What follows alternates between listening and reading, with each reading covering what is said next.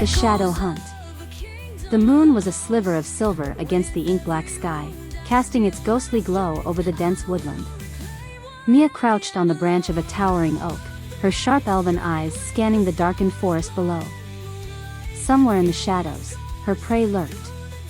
The air was thick with the scent of damp earth and pine, but beneath it lingered something fouler, something unnatural. The shadow hunt had begun, and the whispers of the night carried tales of horrors lurking beyond mortal sight. The call of the hunt.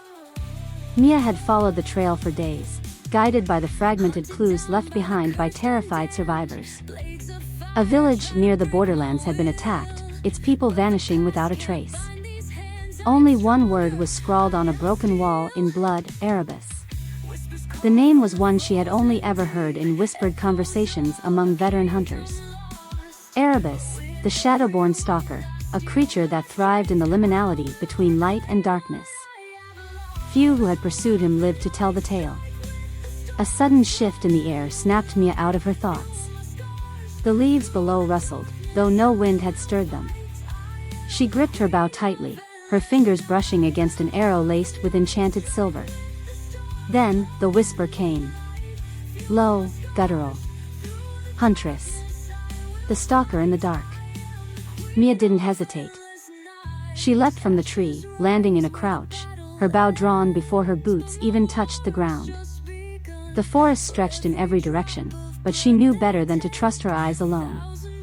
The shadows moved. A figure emerged, tall, shrouded in shifting darkness, its form barely human. Its eyes, two smoldering red orbs, locked onto her. Erebus. You've come far, it rasped, its voice like wind through hollow bones. Too far. Miya loosed her first arrow, but Erebus melted into the darkness before it could strike. She pivoted, already anticipating his movement, and fired again. A howl of pain split the silence as the enchanted silver met flesh. But the hunt had only begun. A dance of shadows. Erebus was unlike any opponent Miya had faced. He did not move like a warrior, he slithered, he disappeared, he became one with the dark. Every time she struck, he reformed elsewhere, whispering in her ears from all directions. She dodged a clawed hand swiping at her side, twisting into a roll before firing another shot. This time, her arrow pinned a swirling limb to the trunk of an ancient tree. Erebus shrieked, the sound unnatural, enraged. You fight the inevitable, he hissed. The night consumes all. Miya's breath came in sharp bursts. She had one advantage: Erebus was strongest in absolute darkness. The moonlight was thin but present. If she could create more light, she could weaken him. She reached into her satchel, fingers closing around a small vial. Light against darkness. With a swift motion, Miya hurled the vial at the ground. The glass shattered, releasing an explosion of brilliant silver light. Erebus recoiled, his form distorting as he screeched in agony. Miya wasted no time. She unleashed a flurry of arrows, each one striking true as Erebus staggered back, his essence unraveling in the radiance. You cannot, he began, but the words dissolved as another shot pierced his chest. His body convulsed, shadow peeling away like dying embers in the wind. And then, silence.